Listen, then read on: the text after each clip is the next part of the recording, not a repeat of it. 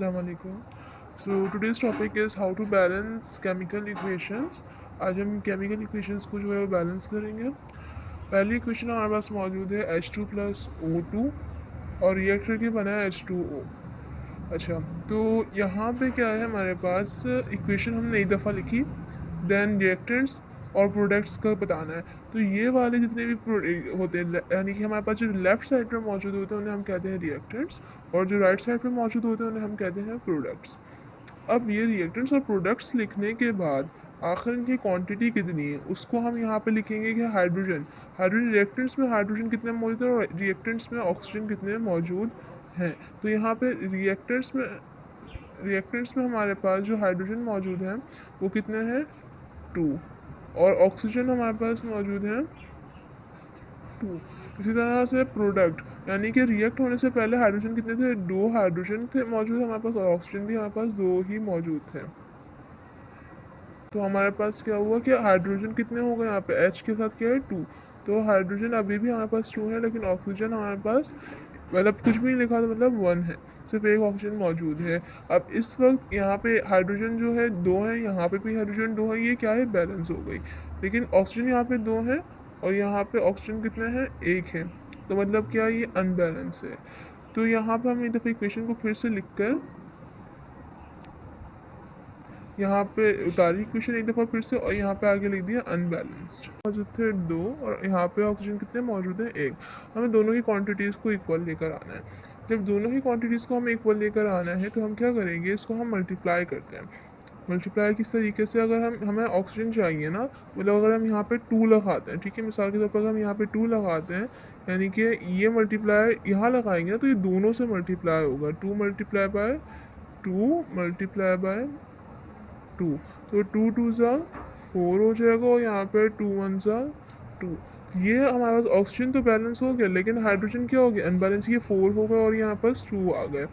तो इसके लिए हम क्या करते हैं कि अगर हम इस साइड पे रिएक्टेंट्स में आके 2 लगा दें तो ये कितने हो जाएंगे यहाँ पे, यानी अगर यहाँ पे 2 लगाया तो ये मतलब यहाँ पे, तो मतलब 2 मल्टीप्लाई बाय 2 कितना हुआ 4, तो 2 ज़ा 4, ये भी बैलेंस ये भी बैलेंस। अब हम यहाँ पे जो थे, तो सॉरी हमें 2 लगाना था, यहाँ पे लगा दिया 2, तो यहाँ पे हम इजीली लिख सकते हैं कि ये वाली जो इक्वेशन है वो बैलेंस हो गई है। नेक्स्ट हमारे पास है in this equation KClO3 react होकर KCl पोटेशियम क्लोराइड और ऑक्सीजन में कन्वर्ट हो रहा है। अच्छा, हमारे पास ये जो होते हैं लेफ्ट हैंड साइड पे, याद रखें हमारे पास रिएक्टेंट्स होते हैं, और ये जो राइट हैंड साइड पर होते हैं हमारे पास, ये सारे हमारे पास प्रोडक्ट्स होते हैं। यहाँ पे पोटेशियम के क्या है, पोटेशियम कितना है हमारे पास कुछ नहीं है, मतलब इसके साथ जैसे ऑक्सीजन की 3 है, यहाँ पर पोटेशियम के साथ के साथ कुछ नहीं है, मतलब क्या है 1। क्लोरीन के साथ यहाँ पे कुछ नहीं है, मतलब 1, और ऑक्सीजन के साथ क्या है 3 लिखा हुआ है, तो हम यहाँ पे 3 ही लिखेंगे। नेक्स्ट यहाँ पे क्या है, पोटेशियम के साथ 1 है, कुछ भी नहीं था, मतलब 1 है। क्लोरीन के साथ क्या है 1 है, और ऑक्सीजन के साथ कितना है 2। ये दोनों बैलेंस है पोटेशियम और क्लोरीन, बट ऑक्सीजन जो है वो अनबैलेंस है। तो हम इसको यहाँ पे क्या कह सकते हैं, इस इक्वेशन को एक दफ़ा हम इक्वेशन लिखो, इसको हम कह सकते हैं कि इक्वेशन जो है इस वक्त अनबैलेंस्ड है, ठीक है। तो अनबैलेंस इक्वेशन, इसको हम बैलेंस कैसे करेंगे कि यहाँ पे 3 और यहाँ पे 2, ठीक है। तो अगर हम इस साइड पे यानी यहाँ पे इसके साथ 2 लगाते हैं तो क्या होगा 2 3 ज़ा 6, और अगर हम इसके साथ 3 लगाते हैं तो ये हो जाएगा 6, ये इक्वल ओके। यानी कि ऑक्सीजन यहाँ पे मौजूद है, नहीं पूरा एक कंपाउंड है, तो यहाँ पे हमने क्या लगाया था 2, ठीक है। लेकिन मसला है जब हमने इसके साथ 2 लगाया तो ये सब भी मल्टीप्लाई होंगे, यानी मल्टीप्लाई बाय 2 मल्टीप्लाई बाय 2, ठीक है। तो ये क्या हो जाएगा हमारे पास, ये सारे बराबर हो गए, और जब यहाँ पे ये क्योंकि प्लस के बाद है ना, तो मतलब ये एक अलग ऑक्सीजन जो है वो अलग से हमें ऑब्टेन हो रहा है। तो हम यहाँ पे जब सिंपल यहाँ पे 3 लगाएंगे तो मतलब क्या कि ये तो हो गया बैलेंस, लेकिन ये लोग अनबैलेंस हो गए, यानी KCl अनबैलेंस हो गया। सिंपल हम इसके साथ भी 2 लगा देंगे मल्टीप्लाई बाय 2, तो ये भी हमारे पास बैलेंस हो गया, और अब हम यहाँ पे लिख सकते हैं कि ये जो इक्वेशन है वो बैलेंस्ड हो गई है। हमारे पास इक्वेशन मौजूद है KNO3 रिएक्ट होके बना है KNO2 plus O2। Left side पर हमारे पास होते हैं रिएक्टेंट्स, और राइट साइड पर हमारे पास मौजूद होते हैं प्रोडक्ट्स। हमने डेटा बनाना है कि भाई रिएक्टर्स में पास कितना और प्रोडक्ट्स में कितना है। तो रिएक्टर्स में पोटेशियम कितना है 1, नाइट्रोजन कितना है 1 और ऑक्सीजन कितने हैं 3। ऑक्सीजन के साथ 3 कैसे पता चला कि यहाँ पे 3 लिखा हुआ था तो डायरेक्ट हमने 3 लिख दिया, और जब किसी के साथ कुछ भी मौजूद था हो मतलब कि वो कितने हैं 1। यहाँ पे प्रोडक्ट्स में देखें तो पोटेशियम कितना है 1, नाइट्रोजन कितना है 1 और ऑक्सीजन कितना है यहाँ पे 2 + 2, यानी कितना होगा 4। ये इक्वेशन दोनों तो बैलेंस है लेकिन ये जो है वो अनबैलेंस है, तो यहाँ पे हम इस इक्वेशन को कह सकते हैं कि भाई ये जो इक्वेशन है वो अनबैलेंस्ड इक्वेशन है। इसको बैलेंस करने के लिए क्या करेंगे, इस इक्वेशन को बैलेंस करने के लिए क्या करेंगे कि अगर हम यहाँ पे लगाते हैं 2, ठीक है, तो 2 3 ज़ा 6, यहाँ पे लगा दिया सिंपल हमने 2, तो मतलब कि ये सारे इससे मल्टीप्लाई हो जाएंगे, मल्टीप्लाई बाय 2 मल्टीप्लाई बाय 2, तो ये क्या आ जाएगा 1 2 ज़ा 2 1 2 ज़ा 2। देन यहाँ पे क्या करेंगे, क्योंकि ये ऑप्शन हमारे पास कितने हो चुके हैं इस वक्त 6 है और यहाँ पे 4 है, अगर हम इसके साथ लगाते हैं मतलब कि 2 लगा देते हैं, 2 लगाएंगे तो 2 4 ज़ा 8, लेकिन वो फिर ज़्यादा हो जाएगा, 3 लगाएंगे तो 12 हो जाएगा। तो हम एक काम करेंगे कि इसको हम ब्रेक कर लें। किस तरह से ब्रेक करेंगे कि अगर हम इस 4 को देखें, 4 कैसे आया था 2 + 2 कर आया था, ठीक है, यहाँ पे 4 हमने इसी तरह से लिखा था, तो अगर हम इस 4 को हटा के लिखें 2 + 2, ठीक है, और हमें इनको भी बैलेंस करना है साथ, तो हम सिंपल ये वाला जो 2 है ये वाला, ठीक है, इसको हम क्या करें मल्टीप्लाई कर दें 2 से, 2 × 2 + 2, 2 2 ज़ा 4 + 2 6, यानी 2 कहाँ पे लगेगा इस वक्त इस वाले 2 के साथ लगाया हमने, तो यहाँ पे लग गया 2। जब इसके साथ 2 लगा तो मतलब ये सारे भी मल्टीप्लाई हो जाएंगे और ये सारे भी साथ में बैलेंस हो जाएंगे, ठीक है। तो इस तरह से सिंपली हमने क्या करा, सिर्फ एक जगह हमने लगाया 2 और बाद में उसको हमने इस तरह से करके इक्वेशन जो है वो बैलेंस कर ली।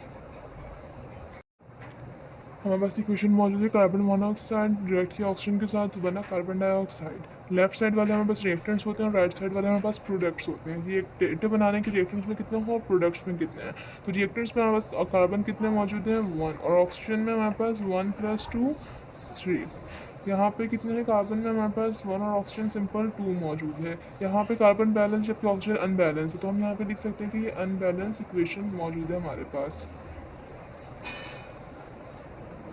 तो इस इक्वेशन को बैलेंस करने के लिए अगर हम यहाँ पे 2 लगाते हैं तो 2 3 ज़ा 6 हो जाएगा, लेकिन ये अनबैलेंस है तो यहाँ पे हम 3 लगाएं क्या, ये वेट करते हैं पहले, तो ये कितने हो जाएंगे यहाँ पे 2 लगाने से 6 हो जाएंगे, यानी कि इस वक्त किस तरह से हो रहा है कि 2 ये पूरा जो है 2 कार्बन से मल्टीप्लाई हुआ है, तो 2 1 सा 2 और ऑक्सीजन किस तरह से 6 हुआ है कि हमारे पास 3 किस तरह से थे, 3 आए थे 1 + 2 करके, इस वाली साथ हमने 2 लगाया ना, तो मतलब क्या कि 1 × 2 + 2, तो 1 2 ज़ा 2 + 2 4 हुए टोटल, और यहाँ पे अगर हम 2 लगा दें तो ये भी बैलेंस हो जाएगा, ये पूरा कंपाउंड हमारे इस तरह से बैलेंस हो सकता है। यहाँ पे हमारे पास इक्वेशन मौजूद है NO2 रिएक्ट हुआ तो N2 + O2 फॉर्म हुआ। लेफ्ट साइड पर रिएक्टेंट्स होते हैं जबकि राइट साइड पे प्रोडक्ट्स होते हैं। डेटा बनाए थे रिएक्टेंट्स में क्या है हमारे पास और प्रोडक्ट्स में क्या है। रिएक्टेंट्स में हमारे पास नाइट्रोजन कितना क्वांटिटी में मौजूद है 1 और ऑक्सीजन कितना है 2। यहाँ पे भी प्रोडक्ट में नाइट्रोजन हमारे पास 2 मौजूद है और ऑक्सीजन हमारे पास 2 मौजूद है। यहाँ पे किस तरह से 2 ये 2 बराबर ऑक्सीजन 2 बैलेंस आ गया, लेकिन N और N अनबैलेंस, यहाँ पे 2 है यहाँ पे 1 है। सो इसको बैलेंस करने के लिए हम क्या करेंगे, हम इक्वेशन लिख के अनबैलेंस लिख दिया, अब इसको बैलेंस करेंगे कि अगर हम यहाँ पे लगा दें 2 यानी इसके साथ लगा दें 2, तो ये वाला पूरा कंपाउंड मल्टीप्लाई होगा, तो 2 1 ज़ा 2 और ये 2 2 ज़ा 4, ये तो बैलेंस हो गया, बट ये हो गया अनबैलेंस। सो इसको बैलेंस करने के लिए यहाँ पे ऑक्सीजन अनबैलेंस हुआ है, तो यहाँ पे हम ऑक्सीजन के साथ लगा देंगे 2 प्रोडक्ट में आके, तो ये बैलेंस हमारा हो गया, ये इक्वेशन बैलेंस कहलाई। H2 रिएक्ट होकर NH3 बना है। लेफ्ट साइड वाले हमारे पास रिएक्टेंट्स कहलाते हैं जबकि राइट साइड वाले प्रोडक्ट्स कहलाते हैं। डेटा में रिएक्टेंट्स हमारे पास NH मौजूद है और प्रोडक्ट में भी NH मौजूद हैं। रिएक्टेंट हमारे पास कितने हैं, N की यहाँ पे कितने 2 मोल्स मौजूद हैं, और जबकि हाइड्रोजन जो है हमारे पास नाइट्रोजन हमारे पास 2 मौजूद है, जबकि हाइड्रोजन हमारे पास 2 मौजूद है। नाइट्रोजन यहाँ पे हमारे पास 1 मौजूद है और हाइड्रोजन यहाँ पे 3 मौजूद है, मतलब कि ये क्वेश्चन जो है हमारे पास अनबैलेंस्ड है। इसको बैलेंस करने के लिए हम क्या करेंगे कि हमारे पास यहाँ पे अनबैलेंसिंग आई है, तो यहाँ पे हम 2 लगा देंगे। 2 ही की बात है ना, 2 मल्टीप्लाई बाय 2, ये पूरा कंपाउंड मल्टीप्लाई होगा, तो 2 1 सा 2 हो जाएगा, 2 3 सा 6 हो जाएंगे। तो ये अनबैलेंस हो गया, हमारे पास हाइड्रोजन भी अनबैलेंस हो गया। यहाँ पे सिंपल हम 3 लगा देंगे, तो 3 2 सा 6 हो जाएगा। मतलब ये वाली इक्वेशन भी हमारे पास बैलेंस हो गई है।